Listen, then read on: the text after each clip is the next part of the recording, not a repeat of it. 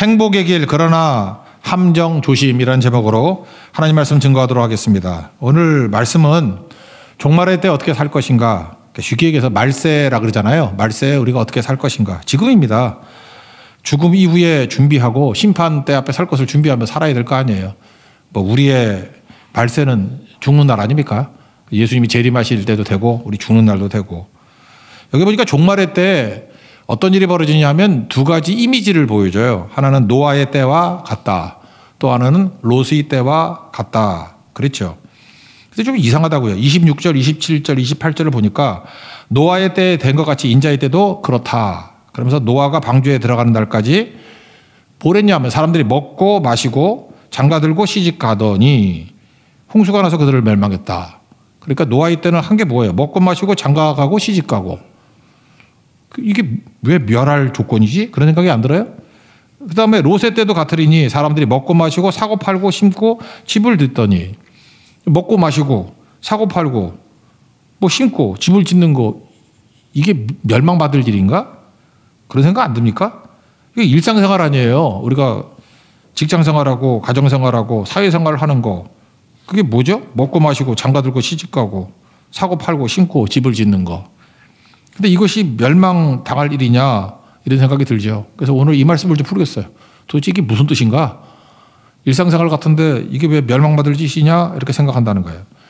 세 가지로 볼 건데 그냥 단어로만 딱 하면 첫째 절제하며 살라는 뜻이고 두 번째는 목적 가지고 살라는 뜻이고 세 번째는 기도하며 살라는 뜻입니다. 이걸 구체적으로 푼다 그러면 첫 번째는 세상의 즐거움에 너무 빠지지 말라는 거예요. 특별히 두 가지를 여기서 얘기하는데 식탐과 정욕, 절제하고 살라는 거예요. 절제하지 않으면 세상 즐거움에 푹 빠져가지고 정신 못 차린다. 그럼 말세에 니네 무너진다. 그러니까 절제하고 살라는 거예요. 절제가 중요하다는 거고. 두 번째는 안정 또는 편리함 이런 것만 추구하다 니네들 목적 상실한다. 그러니까 목적이 뭔지 이 목적을 사명이라고 바꿔도 돼요. 사명 붙드는 인생 또는 목적 붙드는 인생. 목적 상실하면 니네들 살아봤자 헛수고다 그런 얘기죠. 이 말세 때 목적 잃고 살 수 있다라는 거예요. 우리가 그렇잖아요. 정신 차려라 그런 뜻이죠. 세 번째는 영적으로 깨어 있어야 된다. 이거 뭐 다 아는 얘기죠. 깨어 있다는 게 뭐예요? 기도하라. 기도해야 말세를 제대로 사는 거지. 기도 없어 봐라. 니네들 세상에 휩쓸려 가지고 마음이 둔해지고 뻔한 인생 산다. 그러니까 다시 요약하면은 말세를 어떻게 살아야 돼요? 단어로 요약한다면 절제하며 살아야 되고 목적 가지고 살아야 돼요. 목적 상실하면 안 되고 목적 붙들고 살아야 되고 기도하고 살아야 된다는 것입니다. 그래야 마지막 때 온전하게 살 수 있는 강한 크리스찬, 매력 있는 크리스찬이 될 수 있다는 것입니다. 차례대로 보겠습니다. 우리 지금 말세를 살잖아요.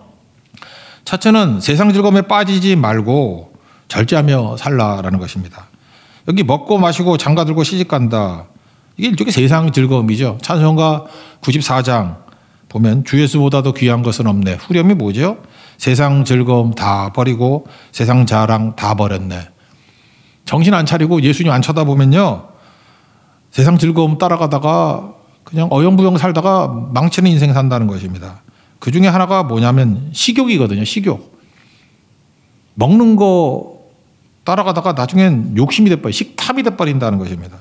여러분 금식해 보셨어요? 금식하면 힘듭니다. 그래서 우리 성도들도 주기마다 금식을 해야 될 것 같아요.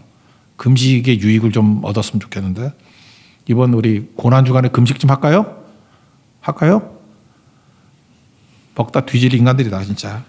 말만 해도 안 해. 그죠? 예. 금식해도 좋겠죠? 한 3일 정도는 괜찮은 것 같아요. 3일. 뭐 일주일에 해도 되고 한 3일은 정교인들이 다 해도 좋을 것 같고.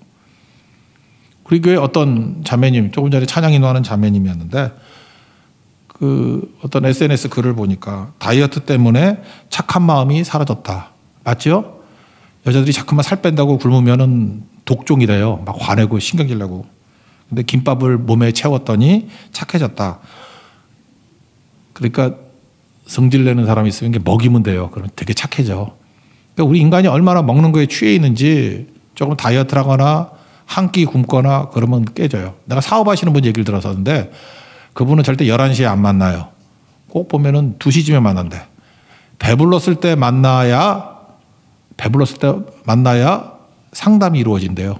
좋은 결정들인데요. 그러니까 여러분 총각들 한번 그래봐요. 어떤 처녀에게 사랑 고백을 할 때 배고플 때 한번 해봐.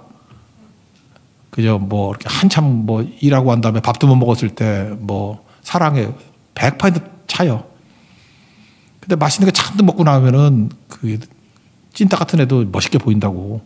그 인간이 그래요. 이렇게 먹는 거에 되게 끌려요. 먹는 즐거움도 엄청나지 않습니까? 그런데 이게 지나친 거예요. 그래서 과도하게 몰입한다라는 것입니다. 그래서 이게 깨져버리는 거죠. 요즘에 보면 뭐 텔레비전 방송도 그렇고 뭐 유튜브도 그렇고 먹방에 다 빠져 있잖아요. 먹는 거에.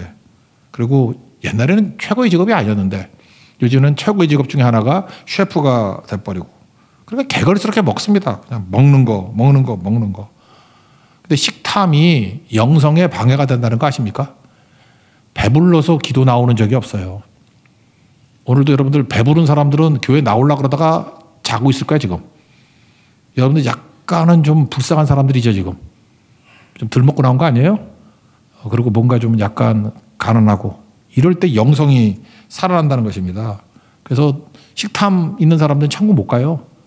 천국으로 가다가 넘어진다니까 다. 그래서 이 욕심이라는 게 그만큼 무섭다라는 것입니다. 잠언 23장 2절 보니까 내가 만약 음식을 탐하는 자이거든 내 목에 칼을 둘 것이니라. 음식 탐하는 너는 죽는 거라. 목에 칼 들어오는 거라고요. 그의 맛있는 음식을 탐하지 말라. 그것은 속이는 음식이니라. 그러니까 미끼라는 거예요. 음식 좋아하고 맛집 그러는 이상 제명에 못 살아. 하나님 앞에 그거 제대로 못 산다니까요. 너무 맛집 찾지 말아요. 뭐 난 미식가다. 거기 미를 아름다울 미자로 생각, 미칠 미자로 생각을 하고. 미친놈이야, 미친놈. 잊지 말라고요. 성경의 선조들을 보세요. 뭐 처음부터 그러죠. 아담과 하와 선악과 먹다가 타락한 거 아니에요. 에서 팥죽 한 그릇에 장작과 팔아먹었잖아요. 이삭 별미 추구하다가 가정 질서 다 깨버렸잖아요. 그죠? 영적으로 비둔한 모습을 보였죠. 이삭 그 늙어가지고 잠깐 맛집 이러면은 나중에 이삭같이 돼버려요. 판단 그르치고. 노아 포도주 엎어 마시다가 맨날 옷 벗고 그러다가 아들 중에 한 놈 저주해가지고 뭐 좋아? 자기 아들 저주하는 게? 그래서 아들 한창 하나 망했잖아요. 함, 가나안 망해버렸잖아요. 그죠? 그래서 성경의 9가지 열매 중에도 마지막이 절제잖아요. 절제인데 절제의 출발이 뭐냐? 음식 절제예요. 음식 절제가 안 되는 사람은 다른 어떤 것도 절제가 안 됩니다. 그래서 사람을 이렇게 뽑을 때 보면요. 이렇게 바깥이 먹는 거예요. 그럼 거기서 다 나와. 이 사람이 교양이 있는지 없는지, 남을 배려하는지 안 하는지, 쩝쩝대고 먹는지 안 먹는지, 뭐 가정교육이 됐는지. 또 하나 먹는 거에서 절제가 안 되는 사람은 다른 것도 절제가 안 됩니다. 그래서 먹는 거 절제하는 사람은 그 사람은 절제가 될 사람이라는 것입니다. 이게 되게 중요한 거죠. 그래서 그 뭐 이게 난 책은 못 봤는데 뭐 어떤 돌아다니는 글에서 본 건데 탐식의 비극이라는 게 있죠. 덴마크에 어떤 왕이 있었는데 큰아들한테 이제 왕위를 물려주고 뭐 죽었는가 봐요. 큰아들이 뭐 황태자니까. 큰아들 이름이 레이놀드예요. 레이놀드 왕자인데 이놈이 먹는 걸 너무 탐해. 그래서 크라수스라는 게 이렇게 퉁퉁하고 비만하는 걸 뭐 이렇게 별명으로 지었는가 봐요. 근데 부왕이 갑자기 서거하셔서 이제 왕위를 물려받게 됐는데 둘째 아들 좀 똑똑했던 것 같아요. 둘째 아들이 쿠데타를 일으킨 거예요. 둘째 아들이 이름이 에드워드인데 근데 뭐 이런 거 있죠. 옛날에 그 태종 때도 원래 첫 번째 아들이 양령이고 세 번째 아들이 충령, 세종대왕 아니에요? 그래서 충령대군에게 왕위를 물려줄 때 내세웠던 명분이 뭐였어요? 택현론이었죠. 현명한 자를 선택한다.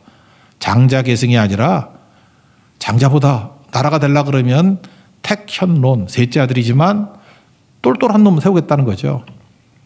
이 에드워드 왕자도 둘째 왕자인데 나 형한테 반역할 마음 없어. 근데 형같이 절제 못하는 사람이 왕이 되면 나라 말아먹어.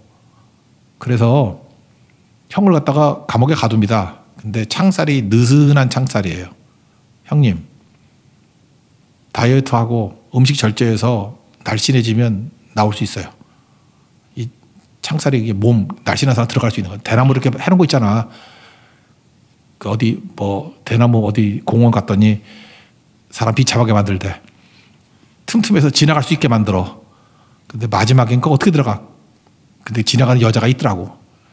전 그래도 세 번째까지는 넘어갔어요. 근데 배에서 다 걸려. 그런데 모르세요? 우리 교회도 저 해놓을까? 대나무로.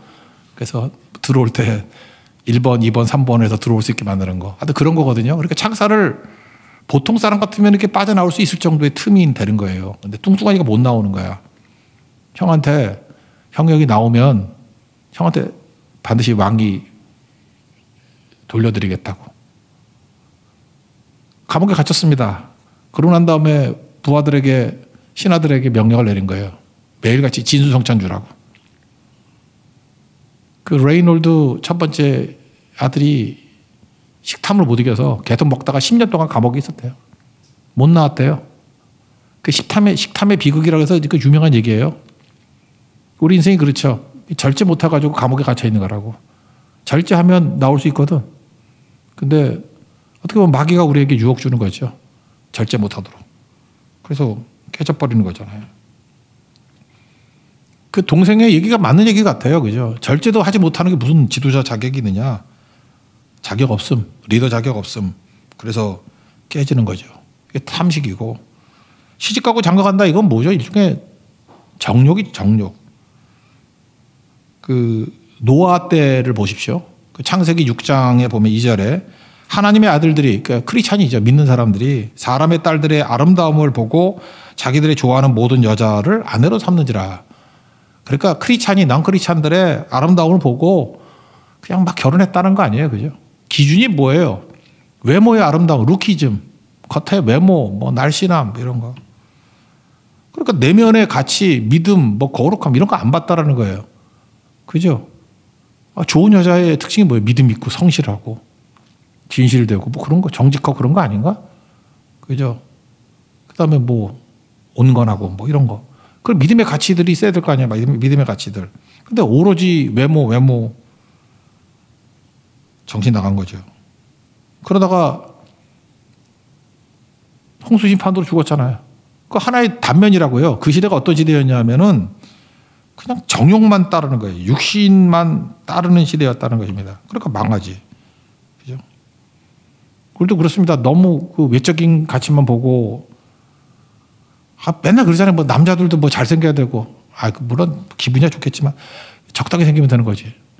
남자들이 여자 추구하는 게 더 심한가? 맨날 뭐 예쁜 거 뭐. 그거 얼마나 간다고 그거. 늙으면 뭐 다 끝나는 건데 그거. 조금 지나면요. 가족이 돼가지고 잘 얼굴 보이지도 않아. 뭐 자꾸 그런 걸 쳐다봐. 더 중요한 걸 봐야 되는 건데. 그리고 여자들이요. 결혼하면 다 뚱뚱해져. 몇 명 빼놓고. 속았다 그래도 이미 끝났어. 남자들 마찬가지야. 우리 사이도 보니까 뭐 1년 딱 되니까 벌써 10kg 쪘다 그러네. 남자들도 다 배 나오고 아저씨 되다. 절망하지 말고 그런 거 따지는 거 아니라는 거예요. 그죠? 그래서 마지막 시대에 어떻게 살아야 되냐. 너무 외적인 거, 그죠? 이렇게 탐심, 탐욕, 절제 못하는 마음. 그럼 무너진다는 거예요. 그래서 무조건입니다. 탐식과 정욕, 절제하고 살아야 된다는 거예요. 셀프 컨트롤이 반드시 있어야 된다는 것입니다. 그래 이길 수 있다. 그러면 절제가 또 다른 말은 은혜거든요. 절제하는 마음에 하나님께서 은혜를 부어주셔서 흘러갈 수 있어요. 그러니까 지금도 절제 못하고, 뭐 분노도 절제 못하고, 욕심도 절제 못하고, 절제 못하면은 말세에 무너집니다. 그래서 여러분들 절제하는 인생 되기를 바랍니다. 두 번째는 안정하고 편리. 요즘 시대가 그렇잖아요. 안정과 편리를 추구하지 말라는 것입니다. 그럼 목적 상실한다는 거예요. 그럼 망한다는 거예요. 그러니까 목적이 뭐예요? 사명이지, 사명. 사명이 뭔지 알고 살라는 것입니다. 여기 사고 팔고 집 짓고 이게 뭐예요? 이게 로세 시대잖아요. 로세 시대.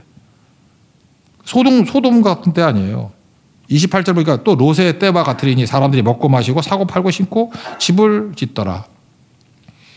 그러니까 롯이 살고 있던 소돔성의 특징이 무엇입니까? 겉으로 볼 때는 안정적이고 편리하잖아요. 왜? 문명이 있으니까.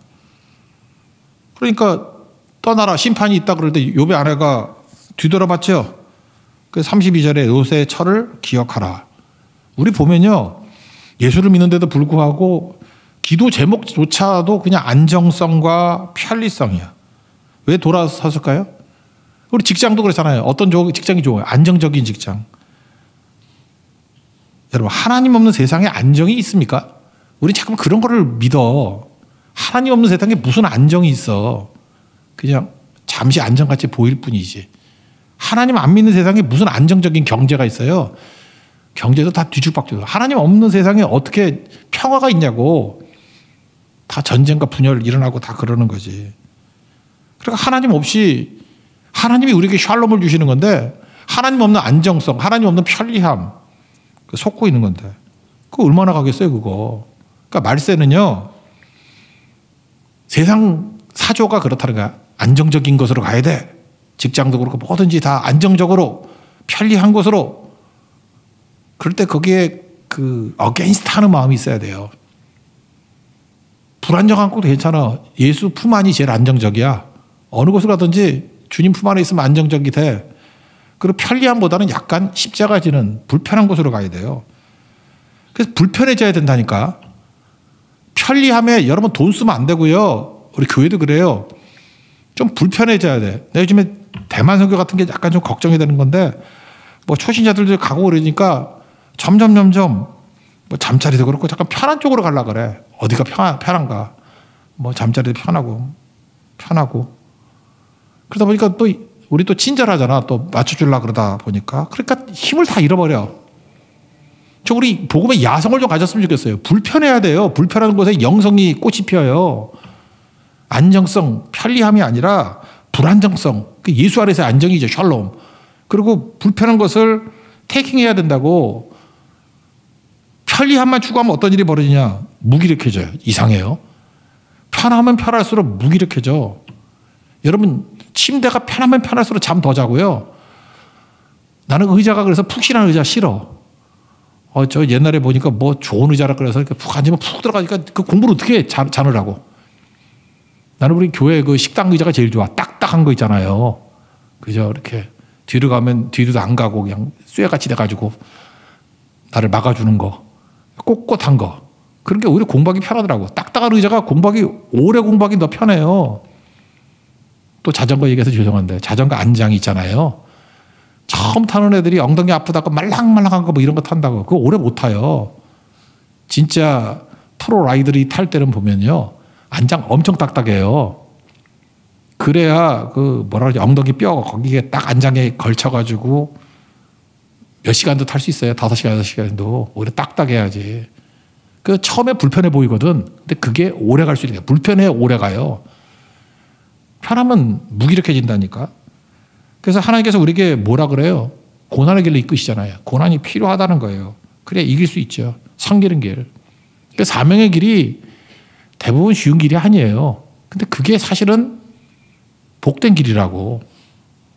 우리 사도행전 20장 24절에 나오죠. 나의 달려갈 길과 주 예수께 받은 사명, 하나님의 은혜의 복음을 증언하는 일을 마치려 하면은 생명조차 조금 더 귀한 것을 여기지 않겠다. 그러니까 생명의 위협도 있는 험한 길이다 그 뜻 아니에요? 근데 그게 생명의 길이라고. 그래서 여러분들 마지막 때를 살아갈 때 중요한 게 뭐냐? 목적 상실하는 길이 안정성, 편리함 추구하는 거예요. 반대로 나가야죠. 예수 품만이 제일 안정적인 겁니다. 주님의 말씀이 제일 안정적인 겁니다. 난 그걸 믿습니다. 세상이 주는 거짓 비전 믿지 말고. 또 하나 불편하게 사십시오. 여러분 결심을 해야 돼요. 지금부터 난 불편하게 살겠습니다. 그럼 여러분들 하늘을 나는 인생이 될 거예요. 하나님이 크게 쓰시는 모세 같은 인생, 다윗 같은 인생이 될 거라고. 편함 추구해서 되는 놈 한 명도 못 봤어 내가. 하나님께서 그런 사람을 리젝트해요. 리젝트. 불편하게 사기를 각오하십시오. 인생 길지 않아요. 그래도 생각보다 그 안에 기쁨이 넘쳐납니다. 보람도 넘쳐나고.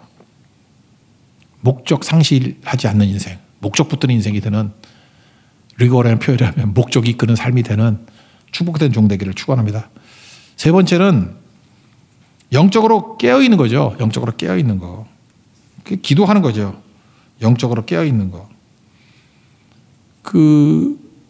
정신 못 차리면 마트 같은 데 가가지고 뭐 그런 거 있죠. 저는 맨날 적어가는데 뭐 살까 하고 이렇게 가요. 뭐 적을 것도 없어. 한 가지 내지 두 가지밖에 없으니까.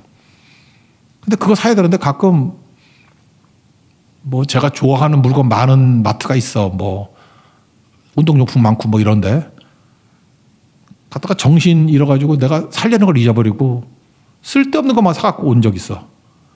그리고 내가 벽에다가 머리를 박으면서 이 죽을 놈 뭐하러 사니 그랬지. 인생이 그래요. 금방 잊어버린다고. 우리 인생도 그렇죠. 목적 잃지 말아야 된다는 것입니다. 목적이 뭐예요? 하나님께서 우리에게 주신 사명 이루는 거 아니에요.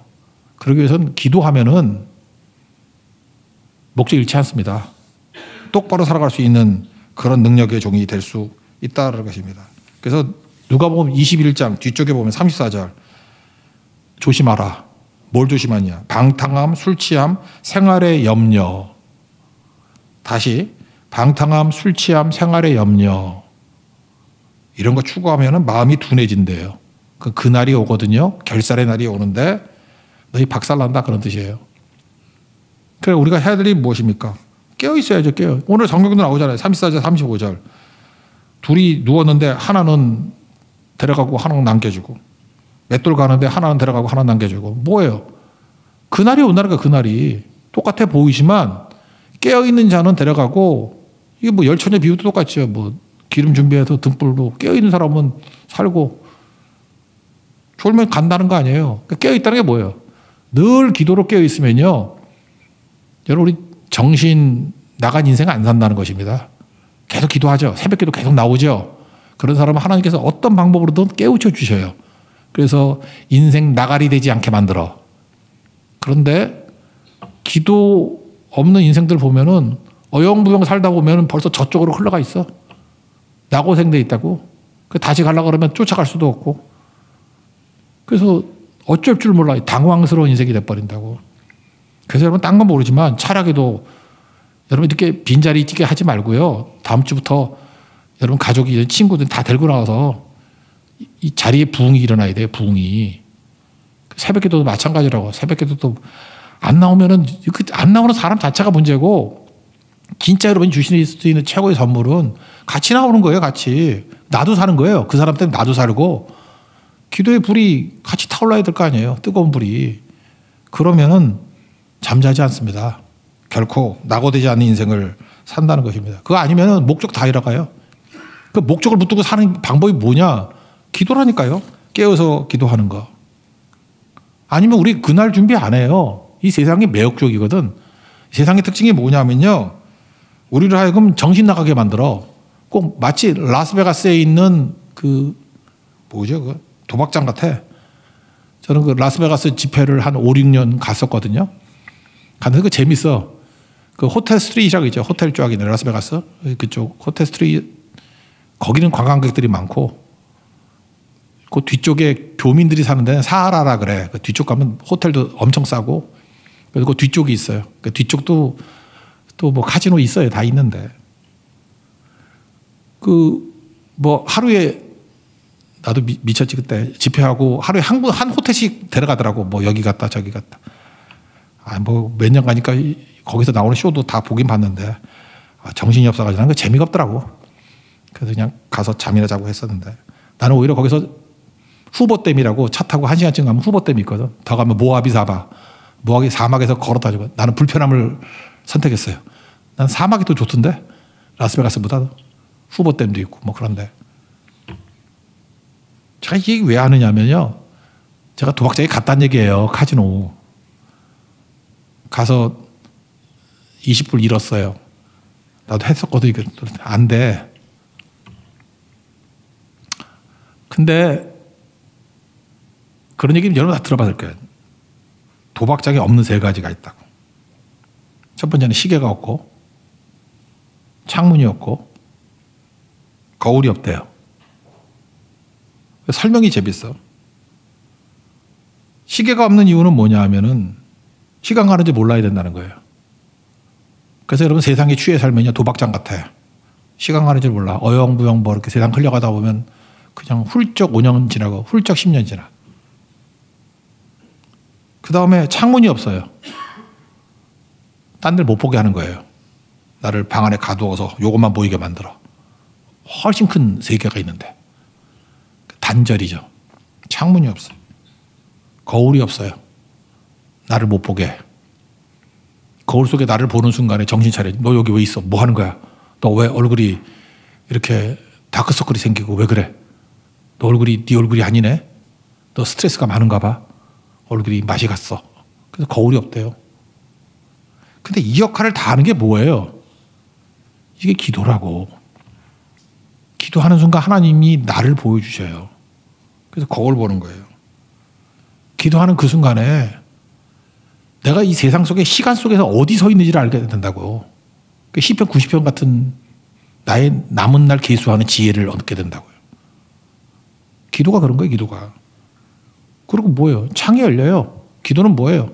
하나님의 넓은 세계가 다 열리게 된다고. 그래서 기도 안 하는 사람들은 그 잔챙이들이야. 맨날 그 앞에 자기 거밖에 안 보여. 기도할 때 땅끝이 보여요. 기도할 때 역사가 보인다고. 기도해야 큰 사람이에요. 여러분 자꾸 작다 그러고 나는 뭐 집안이 좁아가지고 뭐 여러분 기도하면요 팔레스타인에 머물러 있어도 땅끝을 본다니까요. 판매를 맨날 싸돌아다니고 뭐 유럽 여행 다닌다 그러는데 기도 없으면은 몸만 축낸 거야 그거. 관광지만 요러고 다닌 거야. 사실 그 비디오로 2시간이면 다 볼 거. 그러니까 몸만 축내 가서 또 소매치기 당하고 바보짓 하는 거거든. 기도입니다. 기도해야 마음이 둔해지는 것부터 벗어날 수 있다는 것입니다. 그래서 누가복음 21장 36절 보니까 항상 기도하며 깨어 있으라. 이게 주님 메시지예요. 그래서 잘 보세요. 말세를 살면서 18장 다음 주부터 계속 기도하는 얘기 나오죠. 두리안 재판장에 기도하고 바리새인과 세리 기도하는 거 나오고. 기도의 기도. 여러분 기도는 놀라운 능력이 있습니다. 한 사람의 기도가 세상을 변화시킬 수 있습니다. 진짜 그래요. 해보라고. 진짜 변화를 원한다 그러면 기도만 변화시켜요. 기도만. 저는 요즘에도 많이 느껴요. 요즘에 그 별로 이렇게 사회에 관심이 없어가지고 잘 안 했었는데 나라를 위해서도 기도하고 뭐 사회를 위해서도 기도하고 몇 가지 계속 기도를 했거든. 하나님 해주세요. 근데 주님께서 기도하는 대로 이끌어 가시더라고. 기도하는 대로. 그걸 너무 많이 느꼈어. 아, 기도가 이렇게 놀라운 거구나. 성도들도 마찬가지죠. 기도. 조금 전에도 조나단 에드워드의 그 70가지 결심한 거 있죠. 21살에 한 결심이거든. 그 결심 쭉 놓고 기도했거든. 하나님, 나한테 이거 한 10명 정도만 이거 했다 그러면서 좀 보내주세요. 그랬더니 몇 명이더라? 내가 적어보니까 11명? 이렇게 보내왔더라고. 그죠? 그러니까 기도하니까 응답이 되잖아요. 내가 조나단 에드워드가 21살 때 했던 그 70가지인데 거기서 보면은 여기 있는 내용이 다 나와요.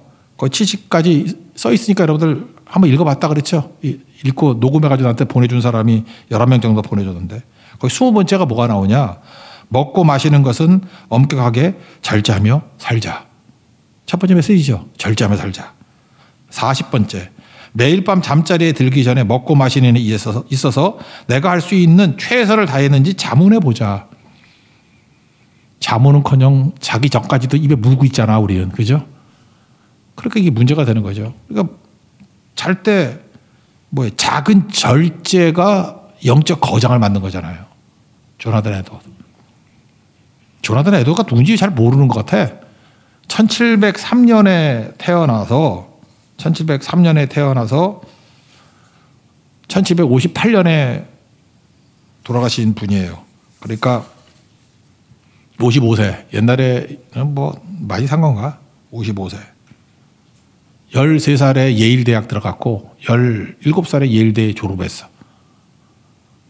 21살에 교수를 했고 25살에 노스햄턴 교회 담임 목사가 됐고 그때 이게 이분의 주제는 뭐냐? 모든 사람이 거듭남이야.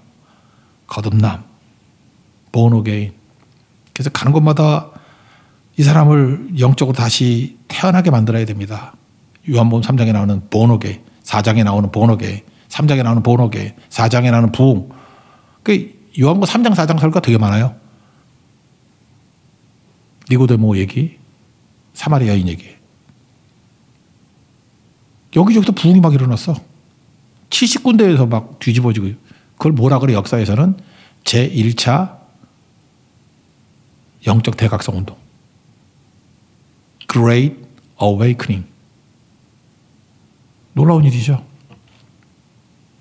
이분이 그게 언제 시작했냐 하면 25살에 지금 여러분들 젊은이가 뭐 철없이 다닐 그때가 아니에요. 아까 얘기했잖아요. 13살에 예일대학 들어갔고 옛날에 13살에 대학 들어갔어.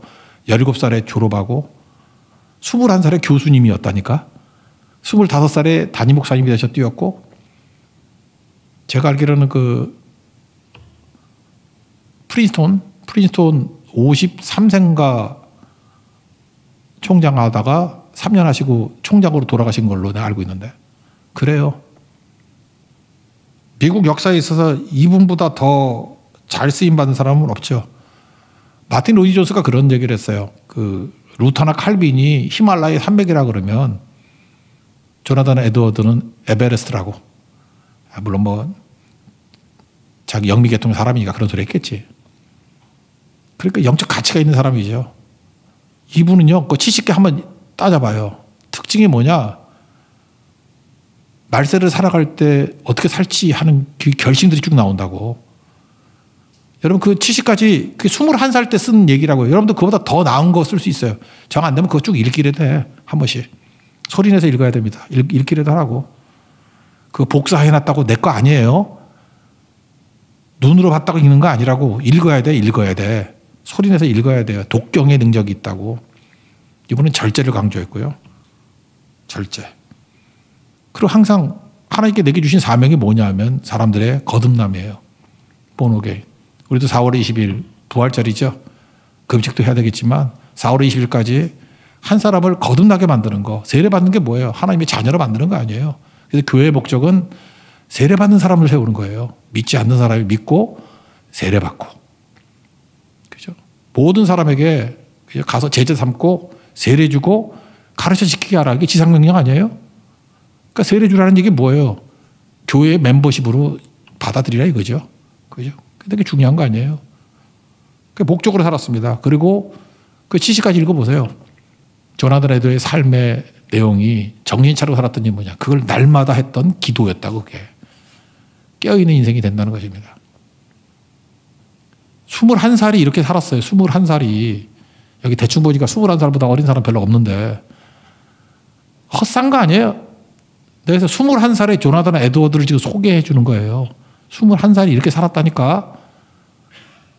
정신 차리고 말세에 흥청망청 살지 말고요. 절제하고 사세요. 불편함을 감수하고. 너무 식탐 이런 거 먹느라고 성지순례 다니지 말고. 정욕. 요즘에 세상에 계속 자극하는 게 그거 아니에요. 더 말 안 할게요. 정욕. 그거 우리를 헛되게 만드는 거예요. 절제하십시오. 그리고 목적입니다. 사명. 목숨 걸고 심부름하는 거 아니에요. 은혜의 복음을 증언한 일을 마치려 함. 오늘이 3월 14일이죠. 3월 14일 하면 전 생각이 나요. 이게 뭐 화이트데이라며 뭐 남자가 여자 뭐 주는 날이라며 나는 상술에 안 속기 때문에 난 그런 거 안 해요. 근데 이 화이트데이라고 하는 이날 생각나는 사람이 있는데 신보미 자매가 생각나요. 맨날 저기 반주했었는데 지금은 차집사가 되게 성실하고 그랬는데 우리 교회 초대 성실녀는 신보미였어.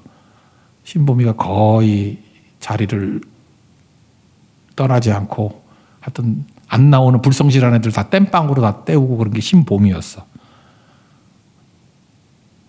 근데 너무 일찍 갔죠. 환민이 엄마 33살에 갔잖아요. 너무 일찍 갔지. 근데 그때 그 얘기했어요. 저한테 맨날 하는 얘기가 목사님 내 인생에서 목적 가지고 살고 싶다고. 그래서 뭘 했으면 좋겠냐. 그래서 제가 시편 설교하면서 시편 갖고 찬양 만들려고. 그래서 뭐 찬양도 많이 만들었던 것 같아요. 시편 찬양 되게 좋은 거 있어요. 그죠? 시편도 찬양을 만들고. 그리고 항상 자기 자리 지키고. 그때 그런 얘기를 하더라고요. 마지막 천국 가기 전에 돌이켜보니까 내 인생에 남는 거는 선교했던 것밖에 없다고. 그때 그 기회를 놓쳤으면 어떻게 할 뻔했냐고. 그러면서 찬송하며 갔어요. 찬송하며. 내가 3월 14일 그러면 항상 신부미 생일이야. 그날이. 자기 생일이라고. 여러분 인생 길지 않습니다. 우리에게 다 종말 있고 그래요. 그래서 또 하나 생각나는 게 지금 우리가 안 나오지만 이효진 집사 그 딸이 있거든. 셋째 딸을 낳았어. 그래서 이름 지어달라 그러길래 언제냐 생일이? 3월 14일이래. 그래서 뭐 하은인가 하영이가 뭐 그랬지 않았나? 하영이, 하은이, 셋째 하얀이, 화이트데이라며 난 장난으로 하얀이 그랬는데 진짜 이름을 하얀이라고 지었어. 그래서 하얀이가 생각나네. 지금 많이 컸겠네. 하얀이. 제가 지금 이렇게 인생을 돌이켜보면요. 인생 되게 시간 빨라요. 빨리 가는데 꼭 도박장에 있는 인생 같아. 마귀는 우리에게 창문도 없게 만들고 시계도 없게 만들고 거울도 없게 만들고. 근데 기도하는 백성에게 이걸 다 깨우쳐 주자. 여러분 인생 평생 기도하고 사십시오. 새벽에 엎어져 잠만 자려고 그러지 말고 새벽에 사람 되십시오. 우리 교회 새벽에 사람이 새벽 무릎이 돼야 돼요. 그래야만 깨어나요. 그러지 않으면 인생 헛되게 삽니다. 다 무너지게 돼요. 그날이 온다라는 거 잊지 마십시오. 그날 뭐예요? 제가 몇 개 적어왔는데 심판의 날입니다. 주님 그날이 오거든요. 적어온 거 몇 개 읽어드릴게요. 고린도후서 5장 10절. 우리는 다 반드시 그리스도 심판대 앞에 나타날 것이고 선악간에 그 몸으로 행한 것을 따라 받으리라. 그날이 옵니다. 베드로서 3장 10절. 주의 날 그날이에요. 도둑같이 오리니 그날에 하늘이 큰 소리로 떠나가고 물질이 뜨거운 불에 풀어지고 땅과 그 중에 있는 모든 것이 다 드러날 것이다. 하나님의 날, 그날이거든요. 임하기를 바라보고 간절히 사모하라. 그날에 그 원데이 그날에 하늘이 불에 타서 풀어지고 물질이 뜨거운 불에 녹아지려니와. 너무 똑같지 않아요? 계속 이걸 강조하고 있어요. 하나님의 날이 이르는 그날 기다리라는 거예요. 우리는 그의 약속하신 의가 있는 곳인 새하늘과 새 땅을 바라보노라. 그날입니다. 조나단 에드워드 그 7시간의 결심문을 보면은 그날이 온다. 그날이. 고3 학생들 보세요. 똑같은 학생인데 여유롭게 노는 애들 있죠. 걔네들이 지혜로워 보여요. 근데 반면에 준비한 애들이 있어요. 그날이 옵니다. 언제죠? 입시날이겠지. 잘 놀던 애들은 당황스럽겠지. 갑자기 얼굴이 잿빛으로 변화가 되는 애들이 있어요. 근데 착실하게 잘 준비했던 사람들, 깨어있던 애들은 입시날이 사실은 자기 모든 것들이 역전되고 뒤집어지는 날 아니에요? 우리 인생에도 그날이 있습니다. 그날이 있다는 걸 잊지 말고 깨어서 기도하는 하나님의 거룩한 종 되기를 축원합니다. 자리에서 일어나겠습니다. 그날에 찬양하겠습니다.